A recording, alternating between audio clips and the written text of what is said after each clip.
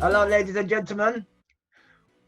We've got another episode of Spirit World Podcast with myself, Spiritual, and my co-host and my daughter, Luna. Luna, we'll give yourself a clap because we've got no audience. Hooray! And we've got Luke, Boycott, bad boy. Yeah, always behind the camera, making everything go smooth, and now he's in front of the camera with us. Yeah, so we're gonna have a little conversation because this is the first episode we'll be doing during the COVID lockdown. Yeah, so I hope you guys enjoy what we've got to say today. We've got no guests, but we've got a lot to say because it's a lot of things happening at this time, good and bad. So hopefully we can discuss some of those things. Yeah, Luke? Yeah, man. All right. So where should we start? You know what I mean? Where should we start? What's been so much been going on? Well, I think we have to start with the reason why we've not even planned another recording over the last few weeks, which is, for a few months, is this pandemic that everyone in the world is dealing with at the same time. Exactly. Can you reckon that? How's it affected you and Luna and the family? Like, how's? Well, the good thing about it is that, we've had a lot of family time together. So that's been good, isn't it, Luna? Yeah, you got mommy and daddy, yeah, with you all the time. Is that good? Yeah, but there's been no school for most of it, so she's been missing out on that kind of stuff. Obviously, this time, none of us was expecting to be in a lockdown when we started the year 2020. We were thinking about all the things we was going to do. We were thinking about the summertime, carnival, all these things, festivals, all events, meeting up with our friends. That was what we was all thinking, and then all of a sudden, boom, okay, COVID, lockdown, and really, we've had to adjust to life under them conditions like everybody else. And obviously, it's been a really hard time for a lot of people, especially if you've got family or friends that have passed on. I've known some people personally who not have passed on, but I've known my friend's brother passed, and a lot of people from our town, Wolverhampton, the older generation, a lot of them people passed away as a result of this. So that's the really sad part of it, you know what I mean? And it's affected people all over the world, and for some reason as well, they say it's affecting black people as well, or people of colour more as well. Yeah. So it's a lot of things we have to kind of like deal with as a people, but it's something that collectively we're all in this together. This is one thing that we're all in this together. It's COVID, so we've all got to try and be safe and follow certain regulations. You know what I mean, like social distancing, which are not all the rules at first. I wasn't really sure whether all the rules were true, and I'm still not 100% listening to the government and what they say. But we still have to be safe, and we have to wear masks when we're in certain places. What are you not listening to? What are they saying that you? I don't. Well, I just don't know. I listen to it, but I just don't know what's true because obviously, I've never been one who listens to the government anyway. And at the moment now, it just seems like, they didn't know what they was talking about before the COVID. During the COVID, they proved that they haven't known what they're talking about. They told us late information about what we should be doing compared to other countries, and it's like, I don't know what to believe, but it's all about being safe and being secure. And I don't know what the major plan is for some of the organizations, some of the governments, but it's really something that I haven't got the information about, but I don't trust everything that's being told to me. I never have. But what is I hear what you're saying, like not listening to the government and not trusting them. Essentially, I think that's a feeling that like a lot of people have. By default that the government are lying and not to trust the government, and they're not wrong in thinking like that necessarily. We've got history. What is the alternative to government in this situation, because the government telling us one thing, do this, don't do this. Usually, if it was something as trivial as recycling or something, you might get a fine at the worst. But with something like which is as big and as serious as this, is it sensible to not listen to the government? No, when I say not listen to them, you definitely gotta listen to them, because at the time now we need some kind of advice and guidance. They're giving the guidance, so therefore we have to go by that guidance. It's sensible and not to be a rebel at this time and think like, well, whatever they're saying, I'm not going to listen to it. It's more to do with listen to different sides of it and just be aware of what we're doing. Be aware of safety, but we also gotta. It's really difficult and confusing to even analyze it, because we've never been in this situation before ever, and now we're in a situation where 2 months ago we wasn't thinking about this, and now we're in lockdown. They're talking about easing the lockdown, but it's experimental. 2 meters between 1 meter, how much people can gather together. It's not actually factual. It's almost like experimental. Yeah, and yeah, I definitely feel the same. Like that we are guinea pigs in a massive lab test. Yeah, and as a result of that, let's say you could go back to school, but everyone can go back to school, but certain people can go back to school. So is school safe or is school not safe? You can go to work, you can travel if it's essential, but if it's not essential, don't travel. So it's still out there, so you're not safe, but you can still go out. You know what I'm saying? So I'm trying to say the guidelines there are not clear. They've never been clear. We never had a lockdown like France had a lockdown where you could not go outside. Our lockdown was very lax. Yeah, it was kind of like you shouldn't go outside and you're not allowed to go outside, but if you're outside, you're outside. Don't go to work unless you need to work. But obviously, I for me the biggest thing, biggest shocking thing was like at the start of the lockdown or the quarantine period, they were saying that masks are useless, they don't work, and in my head I was like, okay, maybe it won't stop you from getting the virus, but surely if you're covering your mouth, it's going to help, like either the reduce spreading it and the reduce of getting it. Like it might not be foolproof, and how much it helps is to be tested, but it's better than nothing. Like just they were telling us not to wear masks and that they're useless, and then a few weeks ago they're like, oh yeah, get mask.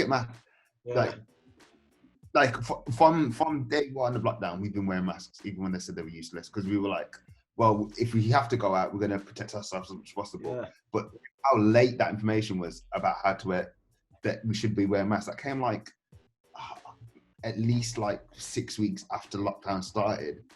And that shows their kind of inability to really control this situation, and that makes it scarier, I think. As I was saying, so it's like you could have this public fear, which I think this fear is going to be kind of perpetuated for a very long time.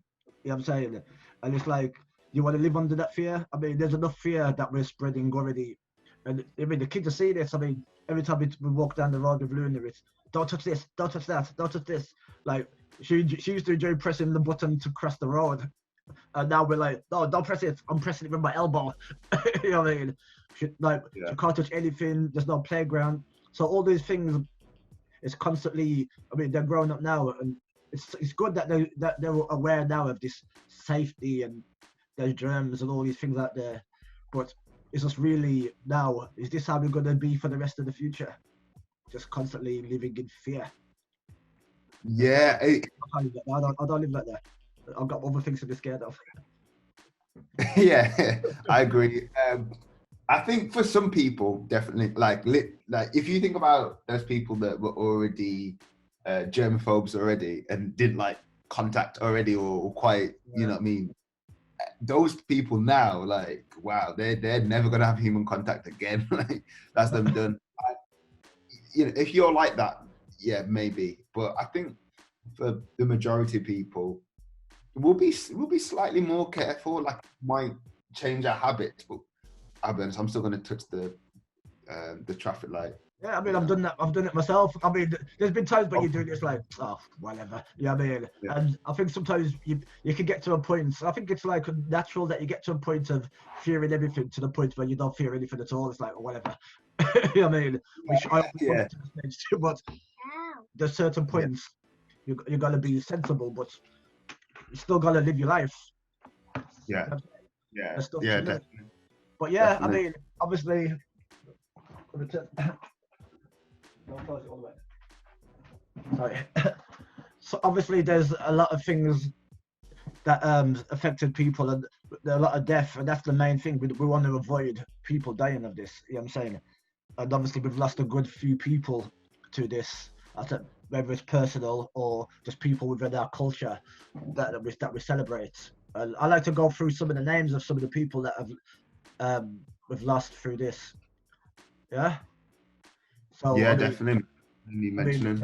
the first one for me, the closest one that I'd say is Ty. I'm saying so. I'd like to give a shout out to the family Yeah. of Ty and everyone that was close to him. I mean, I'll talk a little bit about Ty. I mean, I met Ty like years ago. I mean, when I first come from Wolverhampton, I just coming to London and like just I don't know how I met him originally, but I met him a few times on like Portobello Road. He was always like a cool dude. Everybody who meets Ty, they'll probably say, "Oh, that guy's nice." You know what I mean? Because there's nothing bad you can really say about Ty. He's always come across as somebody who's like non-celebrity, just a guy that you can meet who's just like on the level. And I've always respected him for that. He's always had that good, you know what I mean, humility about him. And I think that's what is lacking as well. And a lot of people we meet, sometimes people are a bit up themselves. Ty, I don't think anyone can ever meet Ty and say, "Oh, I met him when he was." You know what I mean? Ty Yeah. was Solid he was guy. the legend, man. So I really felt some big loss for that. I felt hurt about that one. That's me personally because I knew him personally. There's other people as well in the culture that's passed away as well who I might not have met, but I feel it as well because that's our people. It's our culture. When someone in our Yeah. culture passes, a part of us goes as well. So I like to. I loved him. I loved his music as well, but I mean, I loved him more as a person. You know what I mean, because he was. I love when you meet somebody and they're a genuine person and somebody who's comfortable and I don't know. I just felt like there was no bullshit about him. I mean, and that was I love that. And his music Which is was on point refreshing. anyway. Huh? Which is always refreshing. Yeah, it is. But on the music tip, I mean, it was amazing. I mean, from production, he's like Afro beats influenced stuff. I was like, wow, he's sick. And lyrically, he always had stuff to say, and he always had sense of humor about it as well. And I like that. Yeah. You know what I mean? Yeah. Yeah. I mean, there's other people as well that passed as well. I have to give a shout out to in America, Fred the Godson. Yeah, I man. mean, he was on the come up, man. You know what I mean? We well, from when was he in Double XL? Was it 2010, 2011? He's been about for time. Like, I never heard about him that long ago, but wow. we talk about him all the time. Like when I feel like most of the times I come down, I'm like, yo, check this out. Yeah. It's different with the bars, man. Different with the bars. Yeah. It was Was that when he had that was it the Funkmaster Flex freestyle? You know what I mean? I think that's the first time I heard. And he had Lions Boy. Yeah. Bars. You know what I mean? It was like it reminded me of like a Jadakiss. You know what I'm saying? Another one. I don't. He's got lyrics, but I mean, Fred the Godson, man. I mean, since he passed, I've heard a lot of people who were close to him, like Slaughterhouse, and a few people like that who recorded with him, and who they describe how he was as a character. And I mean, I didn't realize he had so much impact, like in the game of the people. Yeah, I mean, people that was around because I almost seen him as like someone who was coming up, and I didn't know his connections, but he had so much respect. You know what I mean? From like big dogs and Foreign Beggars, the guy from Foreign Beggars. You know what I mean? Ebo. Yeah. You know what I mean? I wasn't that familiar with. I knew about Foreign Beggars from way back, but I'm not really that familiar with them with their music. But like I said, it was another one. I think that was the first one. I think the first one who I'm sure who passed away from COVID out of the people we mentioned. I think. And I think am I wrong? I can't remember. I might be getting my dates I mixed can't remember that, but that was another loss. You know what I mean? Because obviously a lot of people who I know know them because Mm. it's a circle, Yeah, and it's another loss. I mean, we're losing a lot. We've lost a lot. I mean, we're not the only ones. People been losing people all over, but I mean, we gotta like really shout out the ones who are in our culture because they might be forgotten and or not named in other people's list. You know what I'm saying? 1 second. Luna. the one thing about the people that we mentioned so far is that they're not household names, especially like in this country. Like they're not household names, but they're three people that, you know, either me or you or both of us are a fan of or know. Yeah. And each of those three people, the tributes that have come out since their passing, has been nothing but positive. Which, Yeah. when people die, obviously people only really talk about the good things, but it's reinforced my already formed opinion on them of being Yeah. a person and a good, a good soul. And I think when you're a household name when you pass away, people remember your art and yourself for years to come. But I feel it's important to praise those people that maybe aren't as known, but Yeah. It's more important actually. It's more yeah, I feel important like because it's integral because yeah, that's the legacy, and all three of those people that we mentioned way before the time, way too yeah, young to yeah, pass. exactly. I Yeah, I mean, think yeah. So people. that's been like obviously the really dark downside of this COVID. You know Oh, what I mean? also, uh, it didn't pass away from COVID. It was an accident, but Black the Ripper, man. Oh yeah, Like, you got Black the Ripper as well. Yeah, be rest in peace, man. I mean, that's another one. Yeah, we still don't. Well, which I wish I met, man, because he seemed like a dope guy, man. Again, Ripper from Pirate Radio days, Motivation Music with Cookie and Chipmunk, all three volumes. Obviously Doe and Die and Dank of England. That's it, Dank of England. That movement that he's got. Well, yeah, they're big loss, man. Big loss. so say, man. So everybody who's not familiar with them should check them out. You know what I'm saying? Because I'll say most of the times we have to wait for people to pass before they become legends. But if that's the only way you're going to discover them, then discover them at that time and I mean really like get into them and find out what they was about. Because Yeah. through you listening to them, a part of them is alive again. And that's the way I look at music. Music will keep you timeless even after you've Yeah. gone. I think if you're especially with Ty and Black the Ripper, if you're looking at kind of the trajectory, Trajectory. there we go, got it, of their careers, it's kind of parallel with the UK rap / grime scene, especially so when I discovered Ty when I was still in school, he'd been rapping for years. He's a big man, like, Yeah, you know what I mean? exactly. In my age.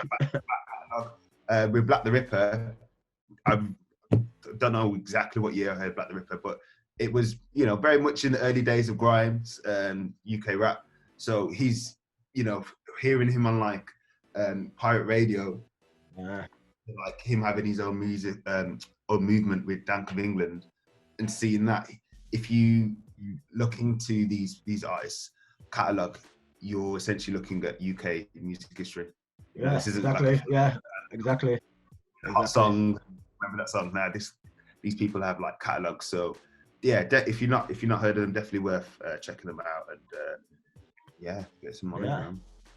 So let's talk about some of the, I'd say, positive things that's come out of this period. The silver lining.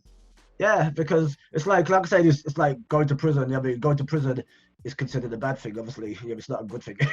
You can go to prison, but then while you're inside prison, you discover yourself.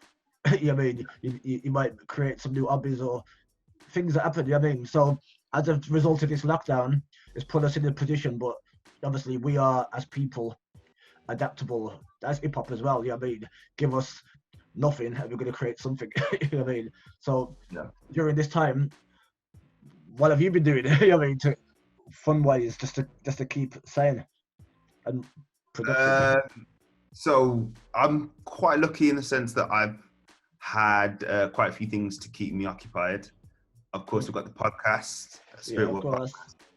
Not check that out. Do that Yeah, now. we've got to plug. We never really plug properly, do we? We're not the best. We're not the best promoters. You know what I mean? We need to be more Americanized. You know what I mean?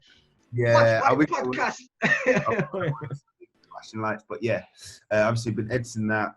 We have been planning behind the scenes of things, how we're going to move forward post COVID.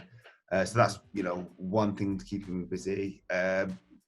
Studying. I've been back to school studying, learning my coding, just keeping the cogs moving, I guess, because you have the odd day where you kind of watch Star Wars all day and eat cereal, not do anything. But I'll be honest, this lockdown's been, God, what week are we in now? We've definitely passed the 10-week mark, right? Yeah, I feel like my last day at work and stuff was the 19th of March? Was it April? March or April? Was it March or April? Mine was the 12th of March. So it's a long time. So basically what I'm trying to say is that, it's been important to have things. I mean, oh my God, like the amount of DIY that I've ended up doing, like digging up the garden, repainting this, put like 1 million shelves. Your wife got you on the chain gang like mine. No. Nah, I'm joking, man. It's it's a partnership. It's saying this because it's been videoed. It's like, I mean, I'm not saying anything that's gonna get me killed. Just big up for me now. So yeah, no, just been keeping busy. And that's been the key, really. I can understand how people have or on the way to going insane. Like I can understand, I think I'm too busy to go insane. I've got too much distractions. Obviously, Luna keeps me busy from when she wakes up about 7:30 till when she goes to sleep, which is about 8 o'clock. So she's constant if she's not going back to school or anything like that. So these are the things that keep me busy. But I've been creative within that time as well because she's allowed me to do more creative things. I've even made like art stuff for her. Like we do like homework. I'll show you quickly what I made if we can see from there. This is like Jeez, what's that car? Yeah. Yo, that's dope. Yo, how did you make that? Is that like paper mache or? Nah, it's basically it's wooden boxes put together to make into a car shape, and then and then I just decorated it with all cereal package, all basic food packaging that we've had throughout this COVID time, and decorated it fully. So it's life size, so she can sit in there. Even the gears. See, I don't have anything like that. I don't have like a sculpture or be like, yeah, this is my COVID. Well, listen, if you put me in this space and give me time, make me bored, I'll create things. I just need time and boredom to be creative. That's the thing within life. I'm usually too busy to do a lot of things, so this is giving me time to catch up on the things that I've been wanting to do, like art, or I mean even songwriting. I'm doing more songwriting now, and I've got a bit more time to do things. Not all the time that I need, because I'm still working with supporting people in my other job as a person who supports people with autism, and I'm doing other things like that, so that takes up time. But when I'm not doing that, I've got time for myself now to do some stuff, and I want to be productive, so that I'm making the most of this time, so that when we're out of this period, I've got something to show for it. Yeah, that's I think the one takeaway that I'll take with me from this period is just also the time for yourself to do actually nothing. So I feel like typically, work and other commitments come into play, and then if you're lucky, have like a few hours of the day to watch that series that you wanted to watch, or sort that thing out, or finish that song or whatever, which is great. And I find that when you get those little pockets of space, you're just trying to fill it with productive things that you have been planning to do. But actually, during this period, I've had maybe like half an afternoon or a few hours where I've just done something that I wouldn't usually do, like just sit down and just Yeah. Just listen to like stuff I haven't done since I was like a teenager. when, Yeah. when I had no bills to pay, stuff like that. Like, or even just picking up a book and being Yeah. in that like 2 to 3 hours. I'd never do that in the week because there's just a million things going on. Yeah. Exactly. And slowing down this, the slower pace of life. I'm not saying I want to live like that every single day, but Yeah. and Yeah. knowing that it's always there. That like living at that pace is always an option every single day. It's just we don't because we're, busy. Yeah, so I'll definitely. It's like that's what it is. I said the goal is on the rat race where we're constantly just moving. You know what I mean? Not moving forward, but just moving around, keeping busy. It's funny, like obviously, what's going on, it puts everything into perspective as well. Like when you're breaking your back for something or you're trying to achieve something, which at the time seems like the most important thing to do. When you take a step back and see the tens of thousands of people that are passing away, and people, all these horrific stories about people not seeing their family for 2 months and then passing away. Just all these horrific stories like make me think, actually, all this stuff that I was breaking my back for before doesn't really matter that much. It's important. It put things in perspective. You know what I mean? But yeah, it puts it in perspective, and lucky to have that lesson in that sense. And as bad as this situation has been, I'm not trying to sugarcoat it at all because you can't. But if I can't come away with this without any positives, or without recognizing the positives, then I would see that as a missed opportunity. Yeah, definitely. I mean, look at the things that's been happening.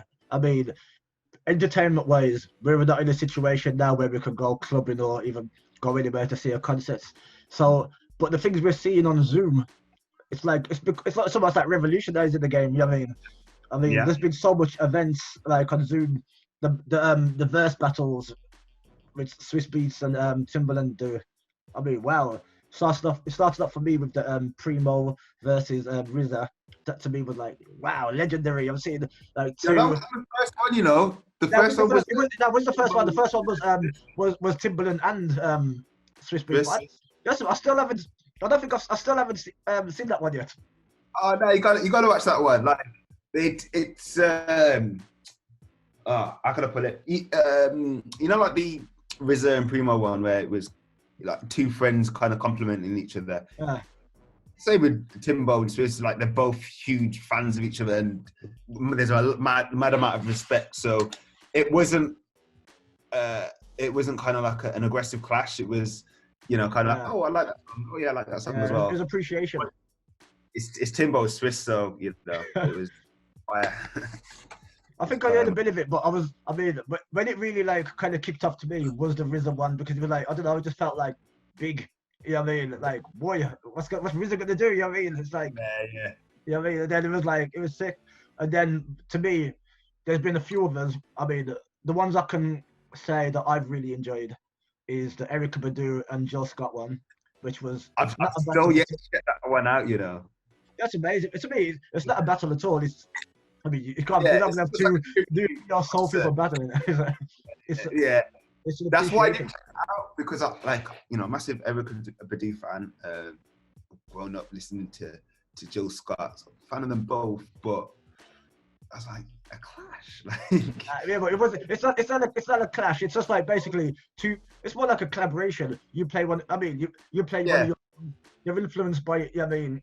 Each I think like growing up, and having like Jamaican heritage, like when I hear clash, that's almost like synonymous for beef for me. Yeah, like I got clash you. I got kill you dead.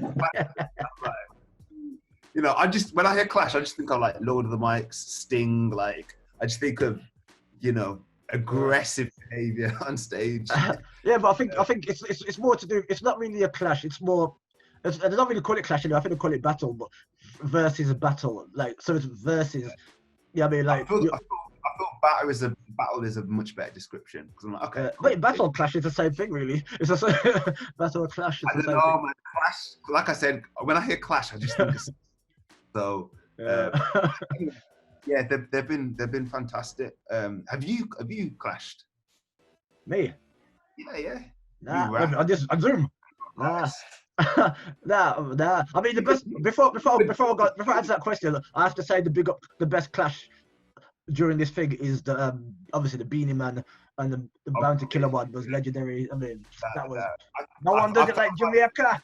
Yeah, for real, man. I felt proud. Like I felt like there was a lot of clashes going on online, which was great, keeping us all entertained. But I felt that they embodied what I was trying to describe a clash is.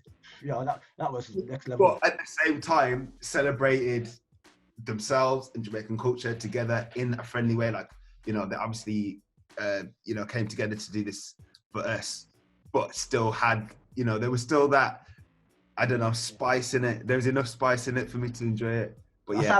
I sound like I swerved the question. I've clashed. Yeah, well, did actually. Let's do one now. No, but I just say, like, you could clash. Obviously, clash. I've heard your bars. I've read your novels. You could do like a novel clash, where you do a 5-page recital. A poet, writer, author's clash. Get my quill. Yeah, exactly.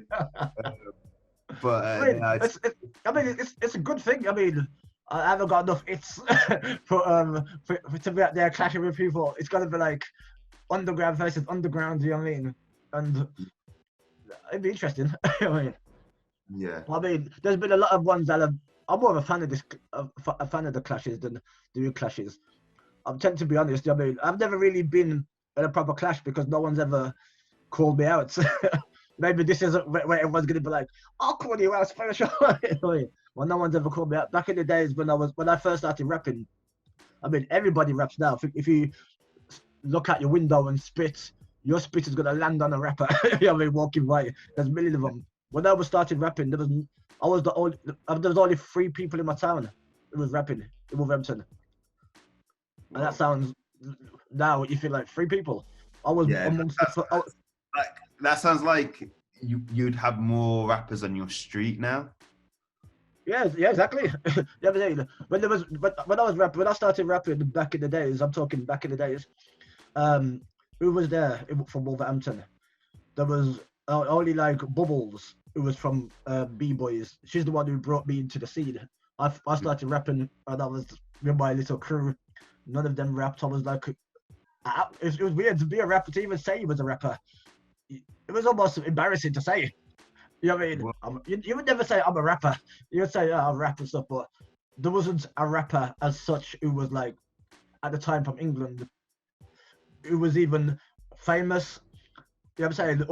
To hip hop people, we knew the Ijacks, we knew the London Posse and so, but none of them were like massive for people to say, oh, you could be a rapper and successful. So to go around and say you was a rapper, people wasn't really taking you seriously coming from Wolverhampton at the time. I felt like with my generation, it was a similar thing with grime. Like, everyone had bars. Like, even before grime was a thing, it felt like everyone had a bar.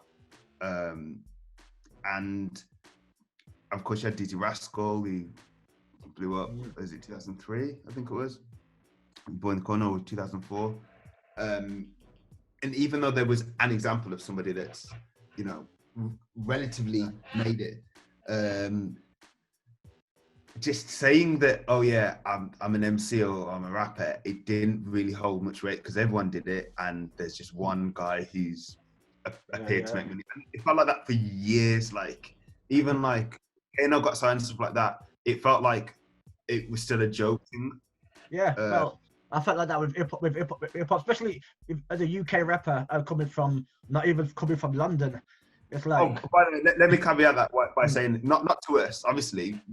to us, we're like, if you're a rapper, like, you're almost, someone that's unsigned, that's underground, you almost look up to them because, like, yo, he's dope. We would look at that. I'm talking about the way that, like, society would look at that. You're a rapper. Like, Yeah.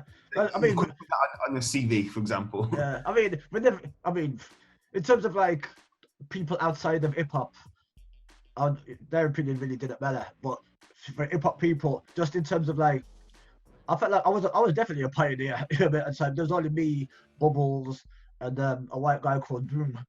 You know what I mean? In the town, doing it in Wolverhampton at the time. And then Mm. after that, a few years later, more people started rapping, and so I was hip hop shows. A lot of times, I was the only rapper there. You know what I mean? I had to rap in places where there was no more rappers. Sometimes just like talent shows. You know what I mean? I went to Birmingham and rapping some banger raves. I mean, so yeah, I remember Apache Indian was in one place. And I mean, and there's like any rappers, and I was the only rapper there. You know what I mean? So obviously, What year are we talking? Like what periods? it might have been just well, early 90s, maybe 1990, maybe 1990, which yeah, something like that. Man was being born in that. I mean, Yeah. tons of rough then, man. I mean, but that's the grounding, but that's what makes you who you are. You know what I'm saying, especially not coming from London and being an underdog. It's always been something that's been in my spirit. You know what I mean, to fight harder, and maybe that might lead us to the next topic of what's going on now, and my point about working harder and feeling like you have to work harder. That can go from being from Wolverhampton being a small town, or just what's going on now with Black Lives Matter. It's just making me feel like how much harder we've had to work with everything, not just hip hop, but just in life. You know what I mean? And I mean, I'd like to lead on to that. You know what I mean? That's because nothing's been affecting me mentally in the last 3 weeks apart from this. You know what I'm saying? It's like I've almost forgot about COVID. You know what I mean? I've almost forgot about Brexit. You know what I mean? All these things, it's like, fuck me, man. You know what I mean? How long are we going to be having these conversations about Black lives? You know what I mean? How many times are we going to have Black people being killed by the police? You know what I mean? How many times are we going to be walking down the road and someone's just looking at us in a certain way? How many times do we have to be acceptable to white people? You know what I mean? In order for us to get by. You know what I mean? It's not our problem. We're just being ourselves. The problem is their perception. So why is it that we have to keep changing, and why we have to keep having these conversations? Why we have to keep getting angry? We have to keep. You know what I mean? It hurts me the fact that it's all everything that we have to do. Now it's the only thing that's making me feel better now is the fact that it seems like we've got a few more allies on our side who are active and white, and they're being listened to because their voice is way louder than our voice, because we've been saying the same thing for years. Yeah, well, there's nothing more that I can say now during this George Floyd that I haven't said already about the previous killings. Lots of them. So it's now, I've said a lot to Black people already, because we always speak amongst ourselves anyway. What's the difference is now is that I'm getting the white people that are asking me, boy, what could I do? And that to me is the revolutionary part. So hang on, that's a good point. So you've had white people ask you that? Like... Well, not so much what can I do. I mean, I've seen more on the talk or comments and stuff. I've had one white person come up to me, and like one of my friends, and like, and told me about I was reading like Black history stuff, and I'm like, wow, that's good, and that's respect. You know what I mean? When you say it, it sounds like such a small thing. Like, oh, I read Black history. It's a major start. Yo, I'm like, whoa. Yeah, it's like the small of a gesture as it is, it feels like, I don't know. I don't know how to word it, but you're right. That is a start, and I don't know why, but I'd actually be quite happy and impressed if somebody said that. But, yeah, listen, the more people, if anybody comes up to me and says it again, I'll be more impressed. The more people that say it, the better, because usually I find the problem with a lot of so-called allies is a lot of the times the allies, they join the army and they want to lead the army. but you know what I mean, they don't Yeah. have to be a foot soldier, and this is not something where you could come in and say, well, I'm going to use my white privilege to run this movement the way I think it should be run from a European perspective. It's about how do the black people want me to serve them? And if you've got that humility, then you're an ally. You know what I'm saying? And I tell you all respect, and I never really paid that much attention to be honest, myself. You know what I mean? Was Example. You know Example? You obviously know Example. Graham, is he Graham artist or Uh, Example? Well, he's an artist. the best description would be to call him a rapper It's a or rapper. It's joke. Yeah. I mean, I never really paid attention to him, but over the last few days, I'm like, yo, he put a thing out, a message, a tweet, Instagram thing, and it was basically him where he's talking about to white people. You know what I'm saying? This is brilliant, and I was like, I thought it was even at the end. It even was Crane in the comments talking. It was saying how he spoke to black people because obviously he's in the black scene, the black music scene, and he's got so much collaboration with black people. He's cool with black people basically. You know what I mean? He's cool. You know what I mean? Yeah. And he knows he's cool, but he's asking black people if I could do more. You know what I'm saying? Yeah. And that's, to me, that's amazing. And they're saying to him, listen, man, you've done loads already. You're doing, but the advice that they gave him, which is the advice that I give to white people as well, but is, listen, we know you're doing the things. We know you're on the real. We know you're not racist. What can you do? We're not saying you have to go out to march, you have to go out to this, but talk to those people who are white in your circle, in your family, in your so-and-so. And when you say, like, basically, when they're saying comments like, when they're watching TV, there's the casual racism, the casual bias, all that stuff, challenging people on that. And I think that's where one thing that white people can do in this is challenging the things around them and educating themselves.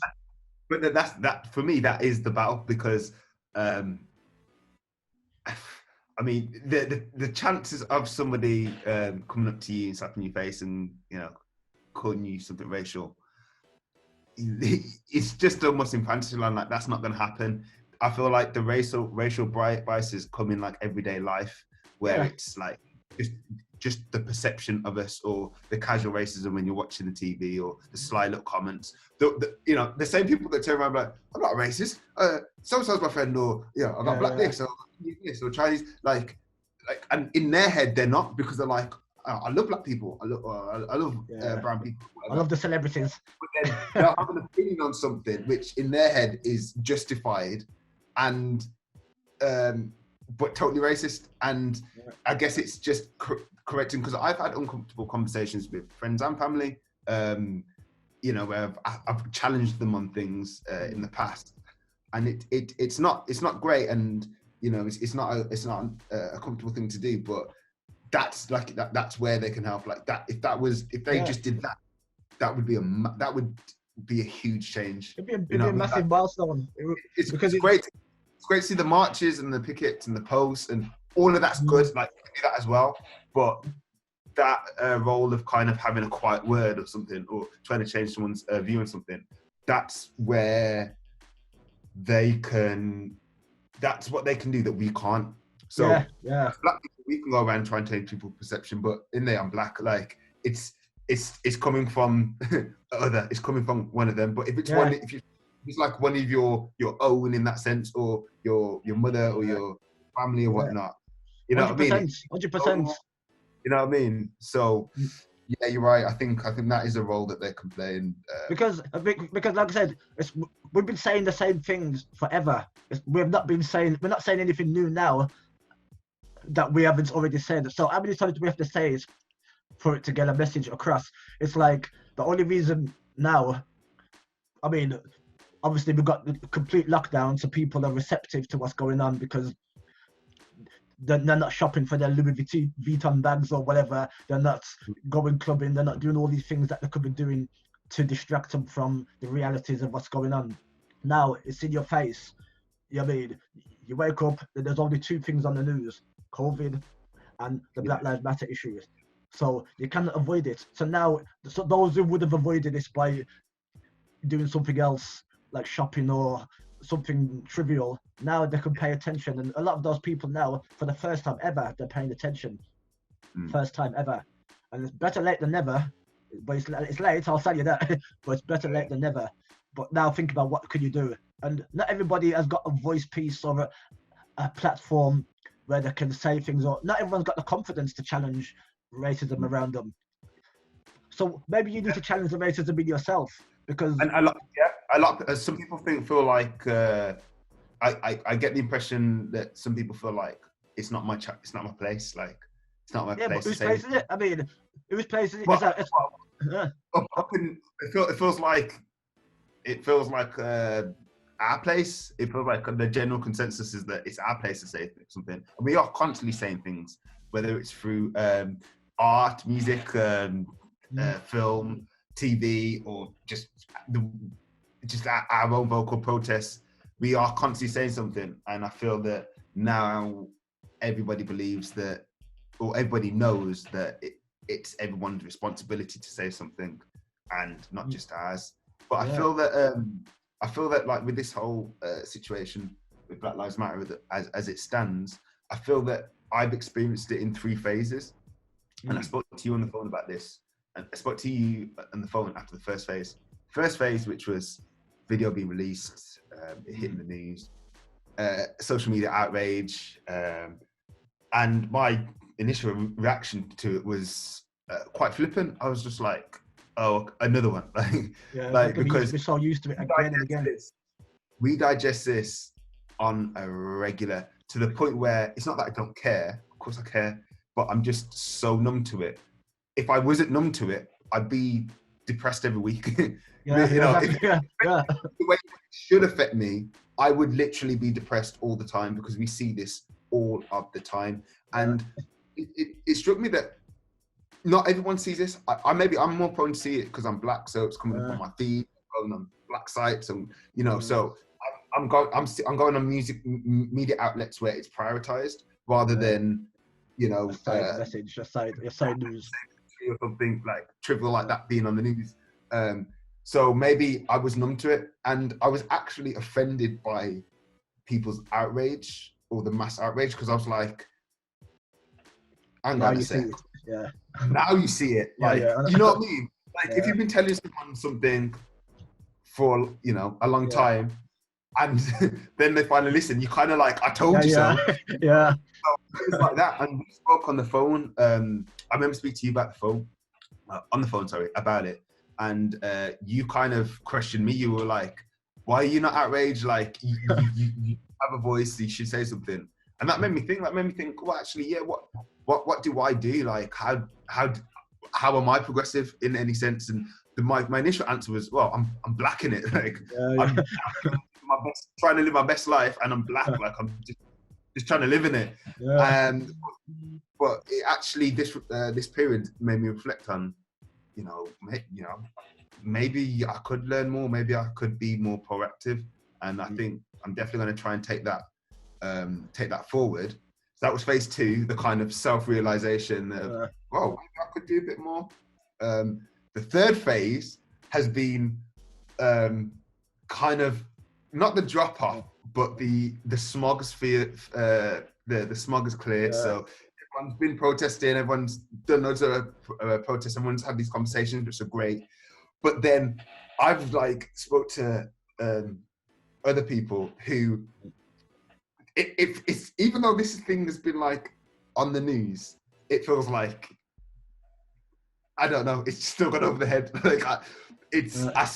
Whenever I speak to them about it, or if I don't speak to them about it, it's just if we're not having this conversation now, these people are never going to have it. And that's why I was intrigued when you said people have been coming up to you and saying, "Oh, yo, I've been doing this."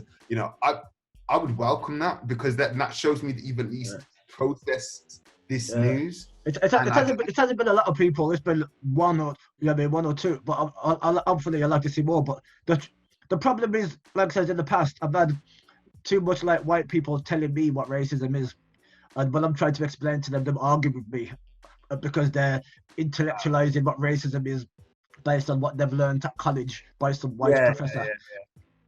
And they're telling me about racism. Oh, no, it's like this. And I'm like, listen, and then these are not the ones who are racist. These are the ones who are allies, the ones who... They're trying to help. Who campaign about everything. But, Yeah. but they can, you know what I mean? Yeah. So as far as I'm concerned, you need to humble yourself now. If this is we're talking about women's rights, which I think we should all be supporting as well, equally. As men, we could say, well, we're men. Is it not our problem? Yeah, it is, because it's more of our problem than it is women's problem. We are the problem as men for women's issue. You know what I'm saying? So we have to take advice and leadership from the women and how we can help support them. Yeah. We don't go as men, no, I'm going to control women's rights and, and tell a woman what sexism is. And no, I've studied sexism. It's this. You know what I mean? We have to humble ourselves in that. And it's the same way that our allies who are white need to humble ourselves. And we welcome you. You know what I mean? This is not a negative. We welcome you because, trust me, we need you. And you need you as well. You need you because this is your history that you've got a chance now to rewrite. Because everyone looks back at this. Sorry, let me put this, because back in the 60s, when there was the civil rights movement, then there's a lot of white people there who maybe didn't speak or didn't do anything. And that scar has remained. Now, this is the generation now. This is our civil rights now. So the people now, this is the time when you could say, well, what have you done as a result of this? What are you going to continue to do? And question yourself in terms of like, okay, well, not the fact that I just spoke out, but I'm making changes within myself, because the biggest change you can make is within yourself. Other people will see that change. You know what I'm saying? Yeah. So I love when I'm seeing like the white people in the marches. I love when I'm seeing white people down. I was walking down the road by Nando's and I saw 3 white people sit down with their placards, Black Lives Matter. I was like, respect. I was like, yeah, it's just me. I was like, because I've never seen that in my whole life. You know what I mean? Ever. You know what I mean? I never expected to see it. It was just like, and for some people, I could see, but it might be a jump on the bandwagon for some people. It might be just like something to do because it's cool, but I mean, I'm gonna applaud you if you're down with us. Non-black people were in a hostile situation with the police, and actually seeing how vocal and aggressive they were to the police. Yeah, exactly. I was like, I've been in positions where I've had to calm that person down, but like, look, you're gonna get me beaten up. Forget you. I'm the one that's gonna get. So you need to shut up. We like the way that I say that society needs to change the way that they look at us. I guess. Sorry, it's basically. I could say the same thing with security, nightclub security. I mean, I've been me, my brother. You know what I mean? My voice is Steve. You know what I mean? White guy Steve. You know what I mean? We walk into the place. Fabric. I'm gonna name you. Fabric. Yeah. You know what I mean? Walk into Fabric, and me and my brother get searched. Like I swear, I'm not even searched. Groped. You know what I'm saying? Yeah, groped because we must have drugs on us. You know what I mean? Nothing on me. You know what I mean? The white guy goes straight through. No search. Listen. I don't even want to get into security yet, because literally, like you said, police is a episode of its own. Security is a whole nother episode. Trust me. So many security are black as well, so I'm going to put you on the side of the white police. They're the worst ones. Bro, they are the worst ones. They are categorically the worst ones. Yeah, they're the worst. They're the worst. Yo, I don't know, man. Like, yo, there's a couple Uncle Toms on the doors, man. I'm telling you, man. Exactly. And working for the man, yeah, I mean, profiling their own people. You know what I'm saying? Yo, it's been happening from way back in the days. Day chatting about security, but if somebody is having a hard time understanding what's going on at the moment and why people are calling for social justice and all that still to this day, I feel that like security doors are security men that work the doors. That's a great microcosm which perfectly explains racial prejudice, because like I can think of a whole heap of examples where I've walked into a club and white, black, and 3 of us can come in. The other 3 can't. We're all together. We all look the same. We all dress the same. It's just as simple as, and it's, you know, it's, oh, you can't wear trainers. Well, he's got trainers on. Yeah. And it's almost like you're in that little world where they make up the rules in it, and they can be as Yeah. blunt as possible. You know, the comprehensive risks that you get, which is, you know, a bit violating. You know, the fact you can't get in, and yeah, you ain't getting in. You ain't getting in. And like to your point, if they're black, they'll make an example of you, which is really, really sad. Yeah, That's the saddest part about it. Yeah, it's like black police. I'm saying sometimes they're supposed to be for us, but they're against us because they want to impress them white men in power. You know what I mean?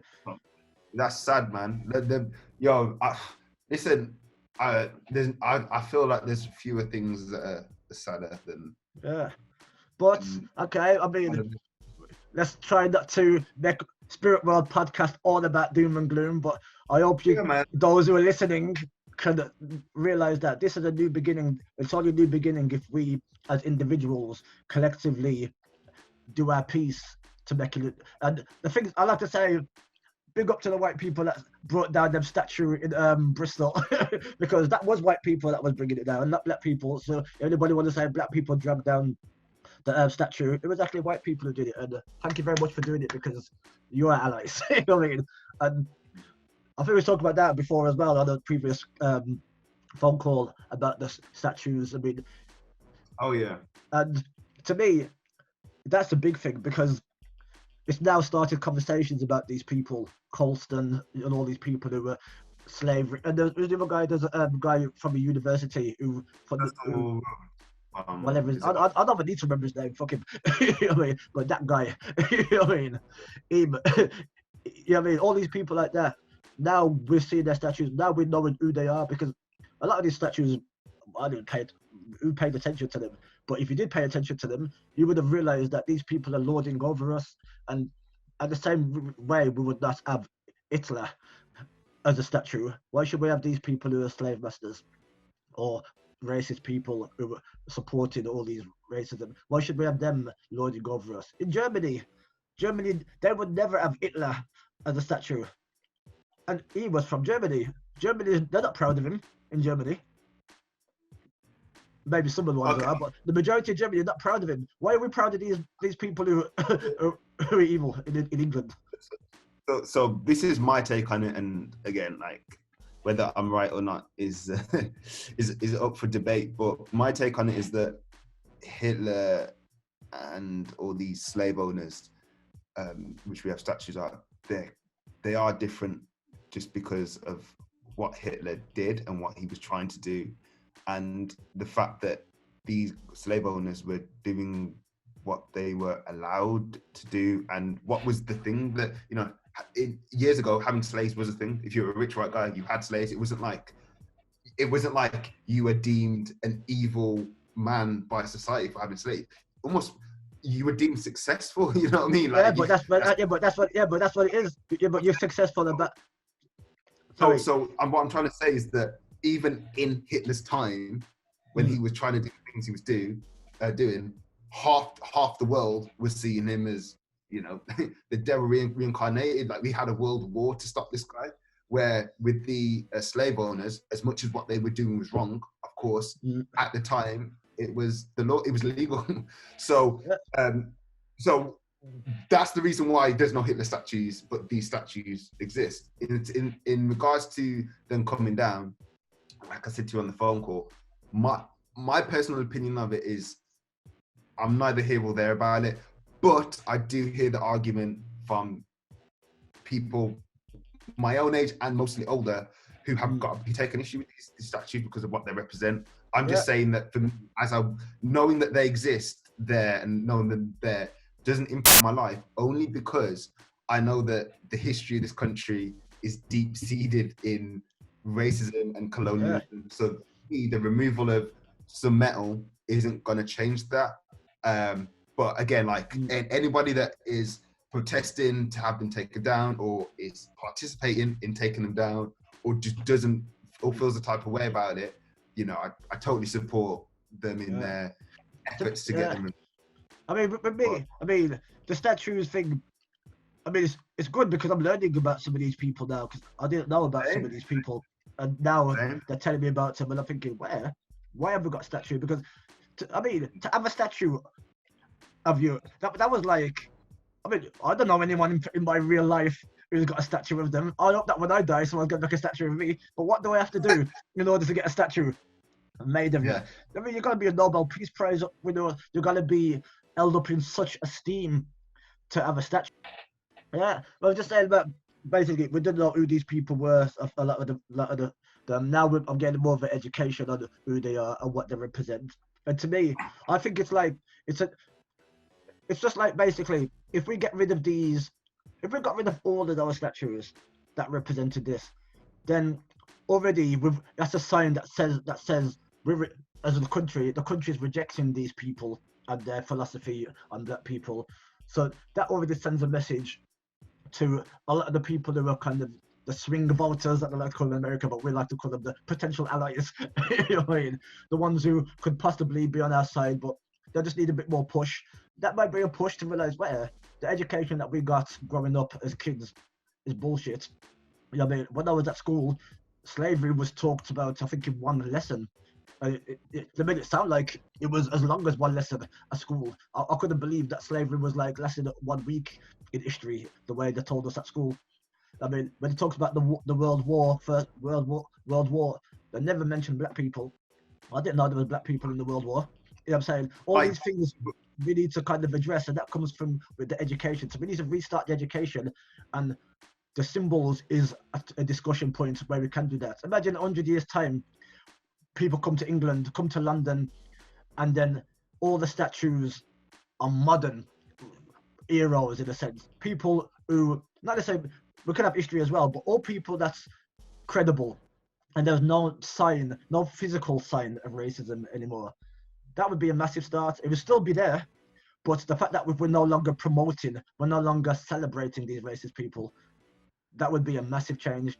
And that's what, and to me, it's a start. Like it's a big start, but it's not the end. But we need those. We need those few things to start off. And I don't know what the end is, because I don't know if the end is that I want is really possible. I don't think we're gonna live in a society where there's no more racism ever again. I don't think we're gonna be in that situation. The best thing I can ask for is that those who are in power haven't got the power to enforce their racism. And with the George Floyd thing, those who have got the power to weld their racism are the police. So until they get found guilty, suffer, go to prison for a long time, get killed in prison or hang themselves in prison, I don't give a fuck which one. When that happens, and that sends a signal to the other police that shit, if we do this, this could happen to us. Then anything less than that, for their actions, basically. Yeah, because as far as I'm concerned, I'm done talking. You know what I'm saying? There's enough talk, and I don't want this to happen again. We have to do another podcast where we're talking about this. Listen, man, I want to see justice in our time, because I'm getting bored of having the same conversations and having the same disappointments. Here we go again. I mean, Rodney King. This is the first time ever this was videoed. Before that, there was no camera phones at that time. Somebody had a camcorder and videoed it. Before then, we heard NWA talk about police brutality, and some people thought it was just entertainment, or we might have thought, even as a hip-hop fan, maybe we might have thought it was exaggerated a bit. But when we saw Rodney King getting beaten down like that, and the whole world saw that, that was shocking to the whole world, and still nothing changed from there. There was not guilty. I mean, white people was offended during that. There was, but the thing is that a lot of people just remember that for the riots. So they mentioned the riots, but why was the riots? The riots was because it was not guilty. Now, if this happens again during this situation, blood clot. You know what I'm saying? I just don't want this to happen, because to me, if after all this hype, if after all this hype, after all this talk, after all this discussion, after all this white interest, these cops don't get found guilty, what's it going to take? What else is it going to take for us to get justice in this world? I think it'd be in the best interest of them to just pattern up some kind of long sentence, because if they get off scot-free, or they get some kind of light sentence, you saw the protests already and how fueled they were, and you know, right? Send You know, these cops to the everyone, wolves, man. You know what I'm saying? Send them yeah. down, man. Send them to the But, hardcore but, prison with hardcore but roughnecks. And again, like I like to my point about the statues. I feel like the statues, the actual police department for me isn't my main focus in this whole protest, because I feel that, like you said, you'll never get rid of racism in society. People, I feel like it's almost like inherent, like it's natural, like to not like the other side, and I feel that there's just no way to wipe that from our psyche.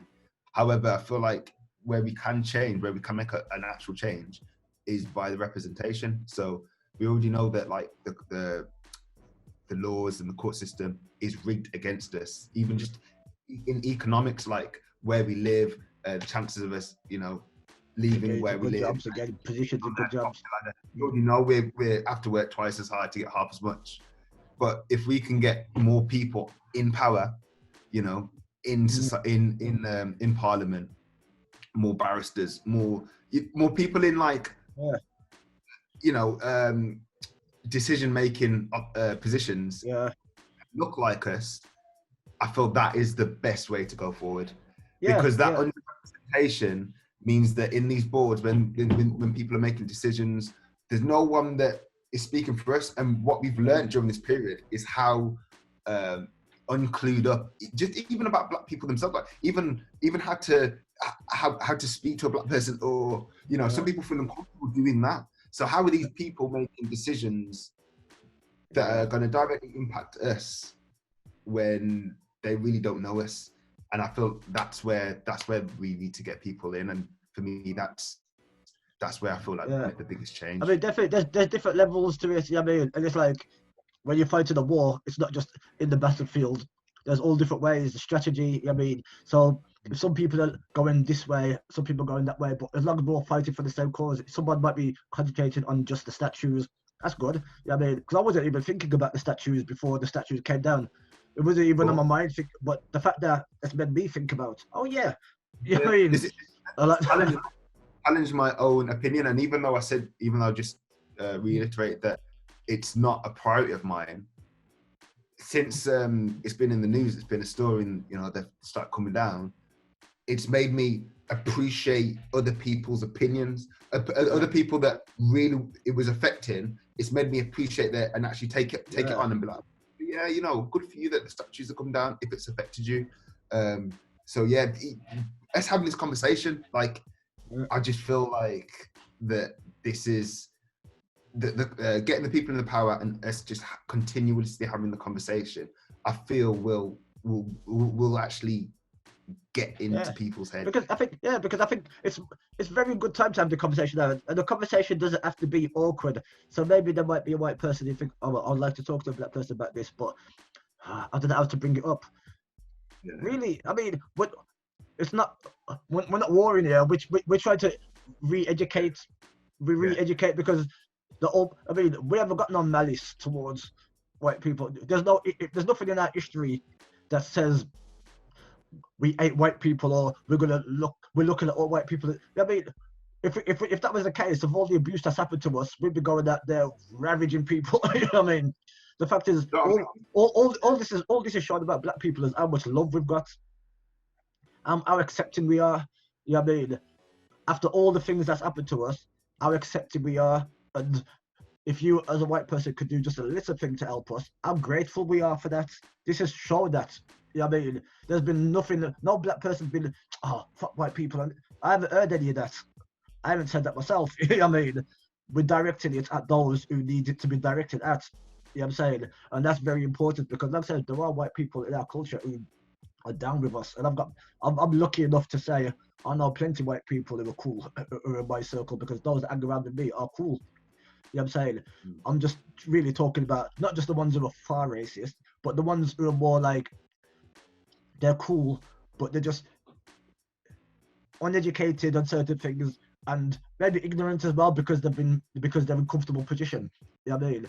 A lot of those now are being triggered on. You know what I'm saying? A lot of those are kind of like finding out what's going on. But it's going to take time. And I'm not saying it's gonna get you all of a sudden gonna be a white boy. You think now I'm gonna read all the black books. You know what I mean? It's consuming, but you just really need to be aware of yourself and aware of the people in your life. And there's people like I said, who we can't get to that they can get to. And to me, that's all I can do is try and help them to get to other people that I can't get to. I can only help certain people. You know what I mean? And there's still things I need to learn. But wow, I mean, we could go on forever with this. We could go on forever. Can I ask you a question? Do you feel that you, as a black person, hold a kind of weight on your shoulders to, do you feel like obligated to be involved in these conversations, to educate your ally friends, to even just process what's going on? Like, I feel that if you're not black, even though this is one of the biggest stories in the world along with COVID at the moment, I feel that it's still very possible to switch off.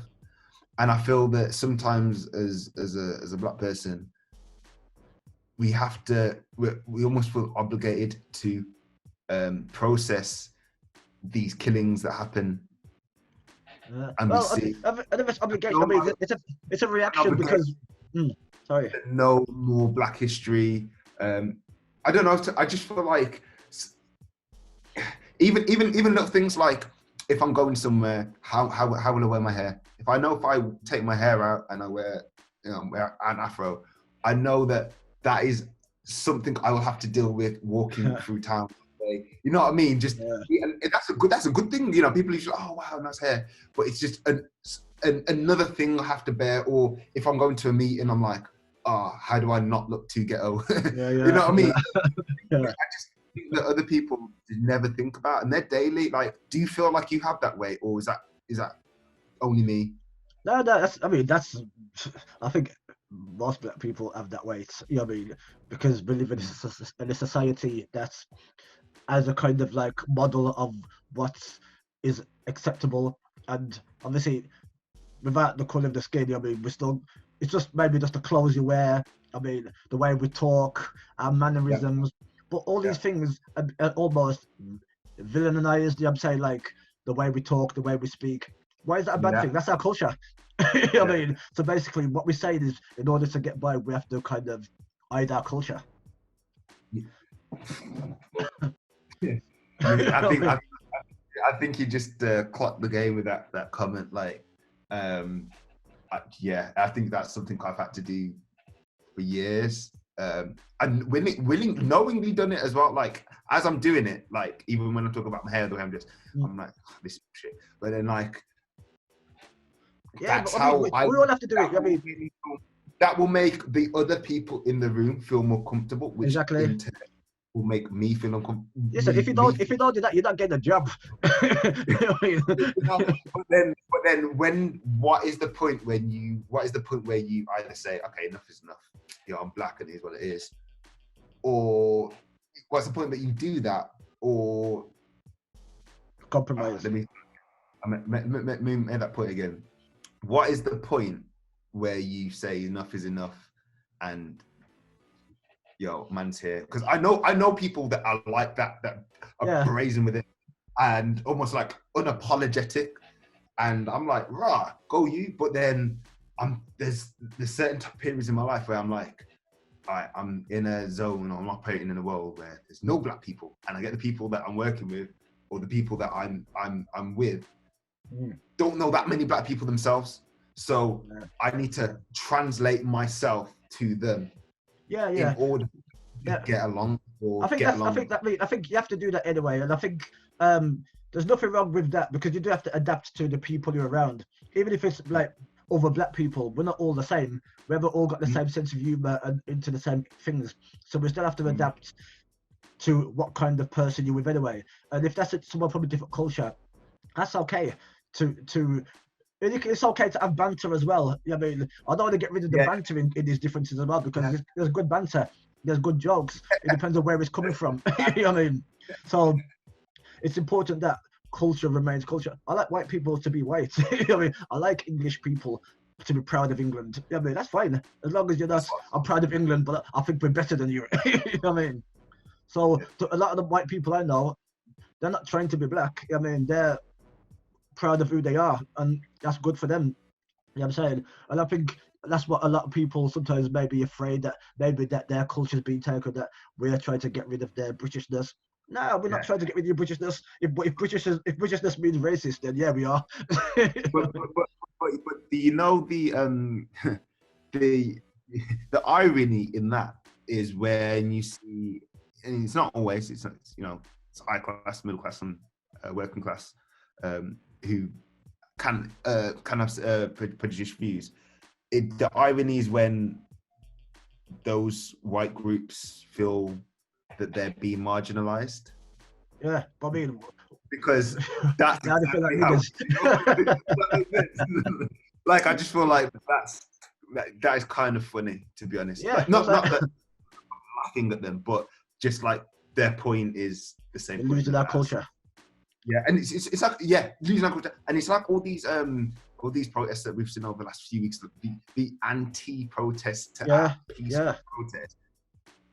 I'm looking at these brothers on the screen, and I'm like, I don't hate you, man. You know, I do not hate you. I feel sorry for you, man, because you, like I said, you're arguing to keep your culture, and we're just arguing to have our culture accepted. Yeah. You know, we're kind of like got parallel arguments here, and that's scary, because the people that are in power want that. They, you know, to have their foot soldiers who they also don't give a damn about fight against us. They want to see that fight. If those protesters that were against Black Lives Matter the other week, if they actually joined the movement, do you know how much stuff you could get done? Like, so, you know what I mean? Like, if you've got all sides, you know, fighting for Black Lives Matter, I can't see how we can't win. But as long as there is opposition on the ground, because we've got opposition, you know, in the boardrooms, we've got opposition on the ground. It's just a distraction. It's nothing more, nothing, because they're not even. I feel like the argument that a lot of those protesters have put forward is it's not even really a valid argument. It's just like, oh, we want to keep these statues because they mean a lot to us, and all lives matter. I've not heard a bad point. Yeah, I mean, there's people 24 hours that wait standing outside that statue of the Scouts. The Scout guy. There's a guy. It's a guy. I think one of the guys who I don't know what his past is, but I think he maybe invented the Scouts, the Boy Scouts or whatever. And there's all the Scouts. Huh? You're racist, Don. Yeah, the racist guy, but I don't know his name. I've always thought the Boy Scouts was racist, you know. Don't ask me why. I've always wanted to join that team up. Suspect, man. Yeah, but but they're standing outside there preserving his statue. You know what I mean? Just during COVID, they're not bothered about catching anything. You know what I mean? They've been isolated for how many months, but now their statue's under threat. They're coming out to their house to stand there to protect a racist statue because it represents the Boy Scouts that they love so much. Okay, you can still love the Boy Scouts, that's fine. But if the leader, you know what I mean, is as black people, we've had to cancel so many people that really close to our hearts. You get me? Just unanimously, like, you know what I mean? I ain't gonna mention no names. You already know what, but we've had to cancel so many people that we've idolized. Yeah. And you know, we've done that. You know, we've had to do that. Like, so yeah, I think that if you really feel like that about these statues, you need to bite the bullet, man, and understand that as much as you appreciate that person or you like that person, he's actually causing grief to a lot of other people. Exactly. Listen, man, it's like, I mean, it's a weird segue, but you can mention R. Kelly. You know what I mean? It's like, that's who I was trying not to mention. Let's keep it all the way. It wasn't even wrong to even mention his name, like, so. Okay, but so exactly. So I mean, R. Kelly was at one point in the era. I mean, there's a songwriting genius. He's got all the skills of a singer. You know what I mean? But I can't allow him. You know what I'm saying? If one is one of us as well, but what we're gonna say? Oh, he's black, so therefore we have to represent him. No, if we have I'm to not say, on that. nah. So Not on that unconditional love thing. exactly. You know what I'm saying? I'm not on that either. You know what I'm saying? Yeah. So if we could do that for our heroes, you know what I mean? Do that for your heroes as well. You know what I'm saying? That's what I'm saying, man. Hold them to ransom, because that's the thing. Like the point that I was making at the start of the conversation when I was talking about having a respect for someone as an artist or their profession, and then them as a person. I feel that, you know, anybody that you hold in high esteem, you should challenge. You should analyze that with your heroes, and if they were not the greatest person, you can still respect them. Like, yeah, but like I think you can separate and be like, okay, no, but this is of a high level, or this is respectable. But regardless of that, you know, you should do that with your friends. You should do that with your family. Yeah, you know, exactly. You should go through a check, like, morally, do your morals align with mine? And you know, they don't all have to align, but I feel like there's some fundamental ones that matching. You know what I'm saying? I mean, I don't like to even use the word paedophile, but you're not going to hang around with a paedophile. Why hang around with racist people as well? You know what I mean? It's not the same. But it's not the same. But it's you know what I mean? It's big. You know what I mean? The fundamental moral that, like, you know what I mean? You should, but yeah, if people feel like that, it'd be completely different, man. I mean, I almost feel like the whole justice system, and I mean, justice reform is a phrase that I remember hearing from a young child. So, you know what I mean? I just remember, I not know what it is, but just hearing it or seeing it or people mention it, justice reform. Like, it wasn't until like I got older I was really understood what it meant. But I feel like until the laws which are I feel against us are changed, none of this is going to change, man. Sorry. Yeah, it's sorry, I just had it in the background. Yeah, no, it's true. I mean, like I said, it's very like sad times, but it's also inspirational times where, like I said, there's awareness now, and I just hope that there's a momentum that continues, because there's going to be new news tomorrow that's going to be about something different, and then people are going to talk about that, and then this could be like a side news by next week. If 2 weeks time, it's no news whatsoever. You know what I'm saying? But you know what? The thing is, Spirit, is even though that's going to happen, we both know that's going to happen.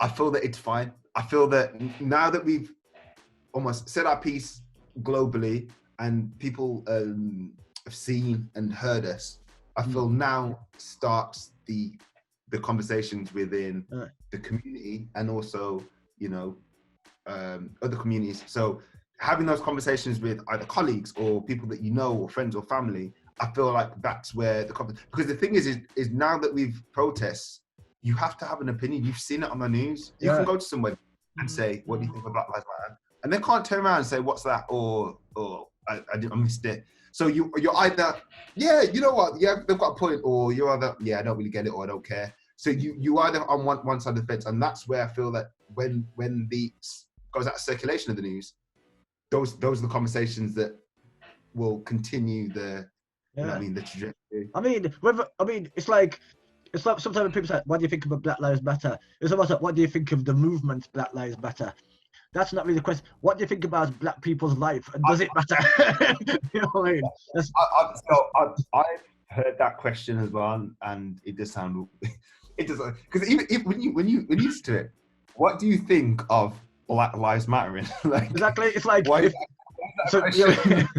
it's like, what do you think of a butterfly? Does a butterfly's life matter? You know what I mean? Yeah. Of course it does. It's kind of inviting you to disagree with that point. I mean, how can you I mean, does my life, especially I don't want to be in a situation where I'm asking people, you know what I mean, does my life matter? Why matter? Does my life matter to you? You know what I'm saying? Also, like, again, I'm not trying to pick holes in it at all. massive supporter of the movement, and obviously because black. But I'm not trying to put coals in it, but I do find the phrase tedious. I find the argument or the conversation tedious, to be honest, because I don't know, man. Like, I'm an adult now. We're both adults, both grown men, and in our world, obviously, I'm mixed race. I've got a white family.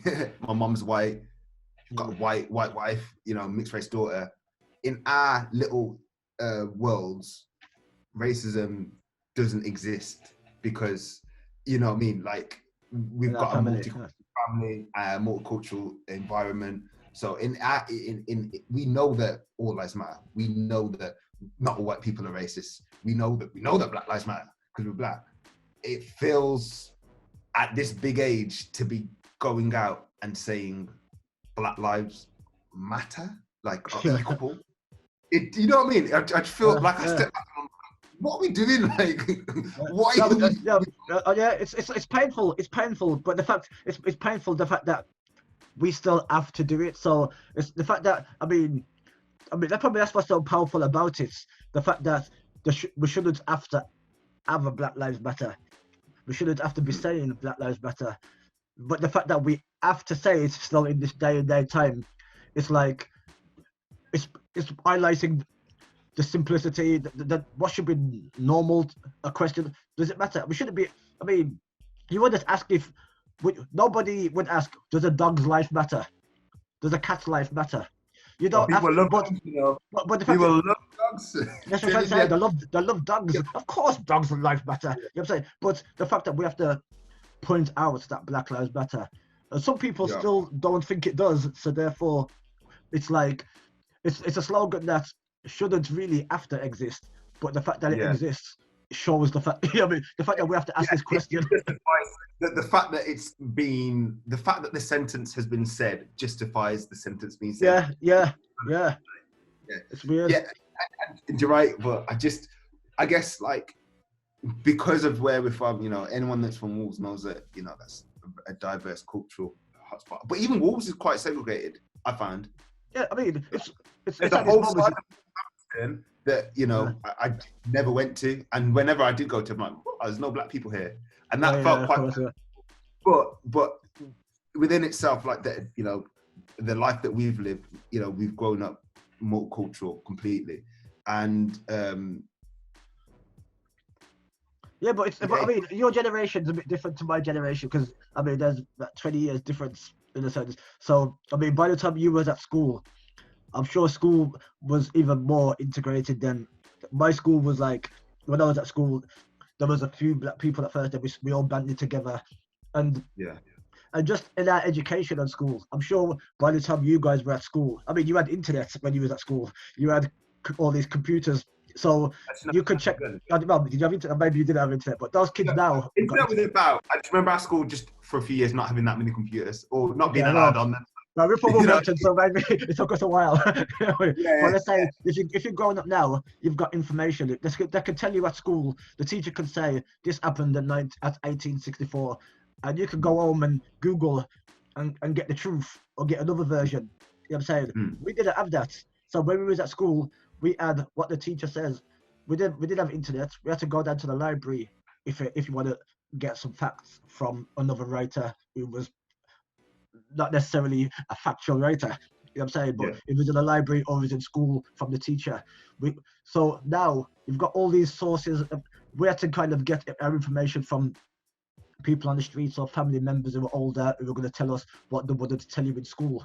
So in school you got the curriculum education, but there was no cultural education in there. And imagine as Black kids, we didn't see any representative from us from the teacher side. There was no Black I think there's one Black teacher I think we had in school, and before, so it was all this kind of thing. So it was like, it was really much like them and us.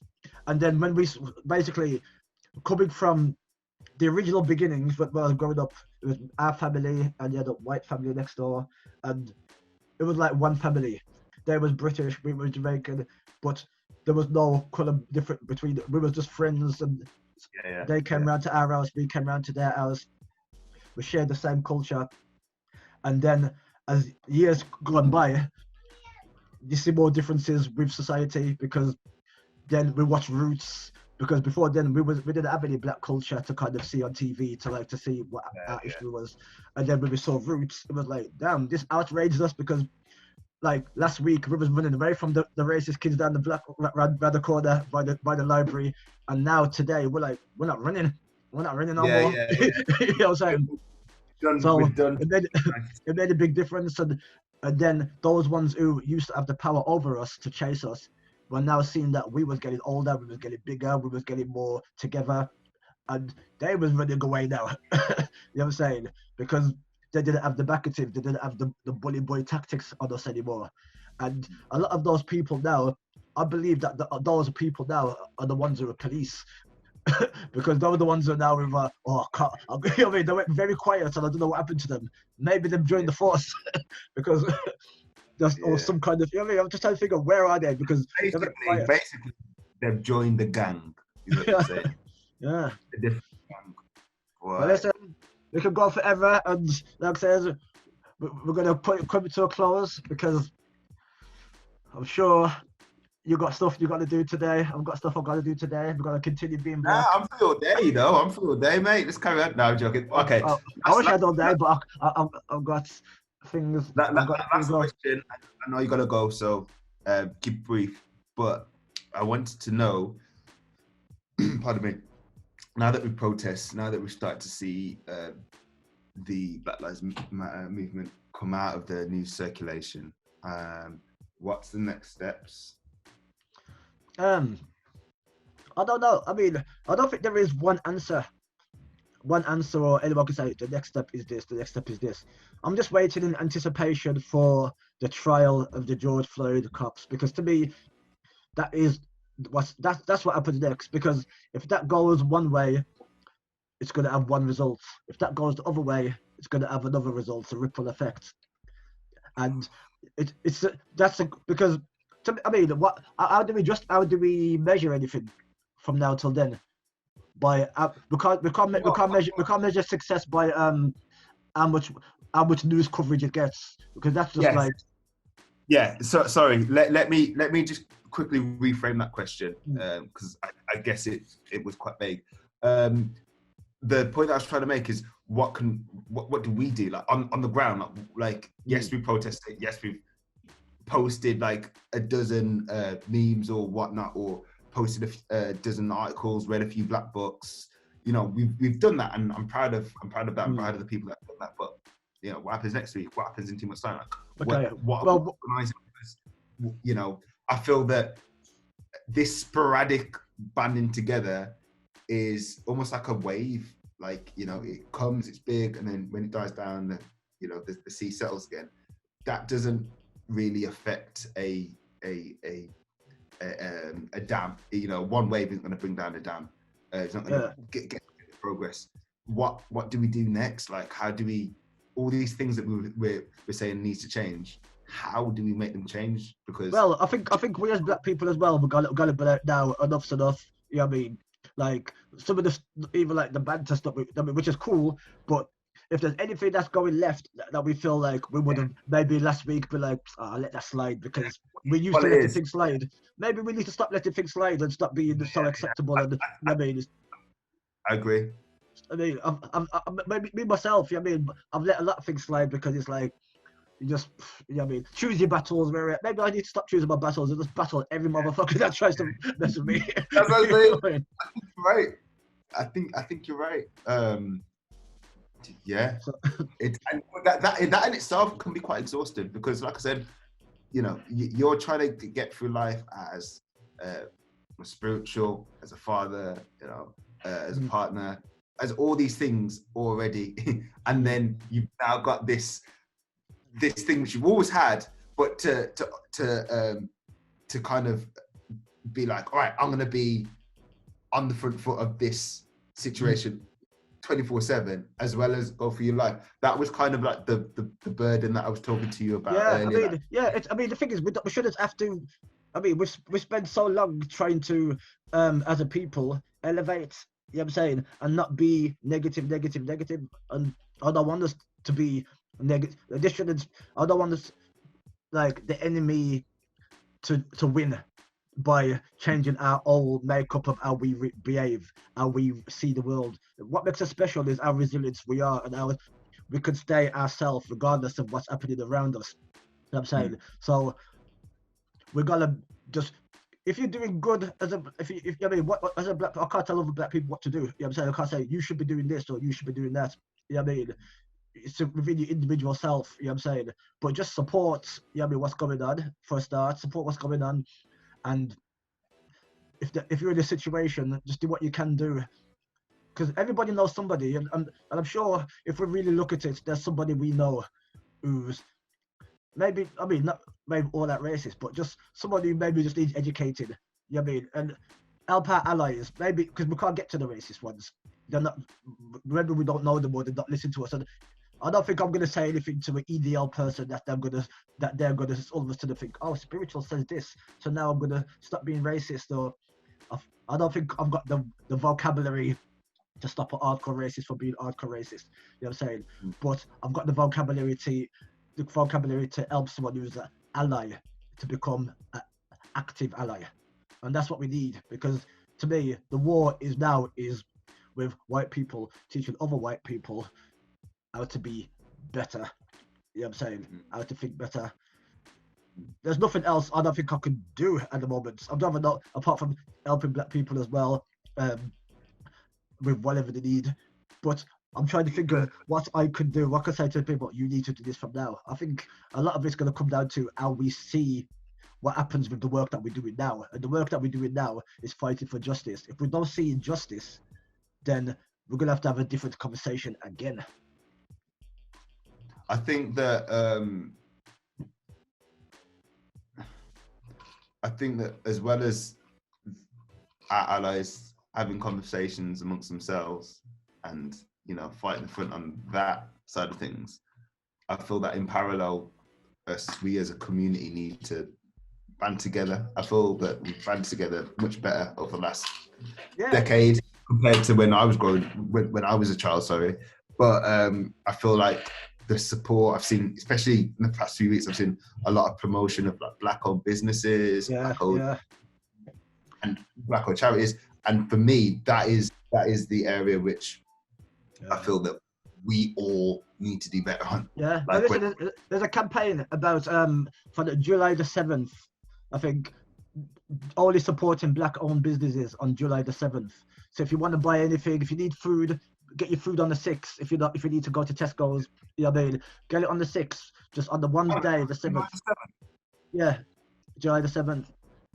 You know what I mean? So that's going to be only buy from black-owned or don't buy from anything at all. You know what I mean? If you can, and if you want, because you know what? Yeah, that'd be great, and it'd be great to see how that goes on. If it's successful though, bro, this needs to be like a monthly or weekly thing. That's like you need. Yeah, I mean, we could do it, but let's make it. Let's get the one day done first. Yeah, that's how doable that is. You know what I'm saying? But one day, yeah, I mean, support of a black-owned business or don't spend any money on. This is not about we're not spending money on the white people. It's about we're just going to show the economy that if black people don't spend, well, not even black people, if white people don't spend on white-owned businesses, how much that's going to affect the economy. And we know money talks. Changes happen when, like I said, when there's consequences. And when companies see that there's consequences to this, they will add support. You know what I mean? It's one day. You know what I mean? And someone told me about that, and I think, yeah, I'm definitely going to promote that and follow that. 7th of July. So that's definitely something we could do that's positive. And like I say, there's a lot of things. A lot of people coming up with a lot of initiatives that are great. And I'm just seeing which ones I can support. And I mean, there's only so much you can do as well as an individual, but you got to just say to yourself, am I doing as much as I can do? Am I doing the best I can do? Yeah, you're right. There's only so much you can do, but I feel like when we come together as a community, whether that be I feel like the word community is like, I've used it loosely during this whole conversation, but when, you know, like little support communities, whether it's a black-owned market or a restaurant or a football team, that in itself is a little community. I think like supporting those black-owned businesses, supporting those communities, and being involved in those communities means that the little bit which you contribute goes towards a bigger thing. Yeah. Like Definitely. And together. yeah, and one thing I like to say as well, I mean, during this time, obviously everyone's locked down, so there's less crime happening and stuff. But I'm not seeing any like black on black violence, and that's good, because I don't want this. I don't want this. We got Black Lives Matter. We've got all these black people coming together. We need to start looking at this gang situations and how much beef we've got between each other as black people, and put this aside, because this is not the time now for us to be beefing with each other over some minor bullshit. It's about time we need to start getting together as people, because as you can see, the war is against us.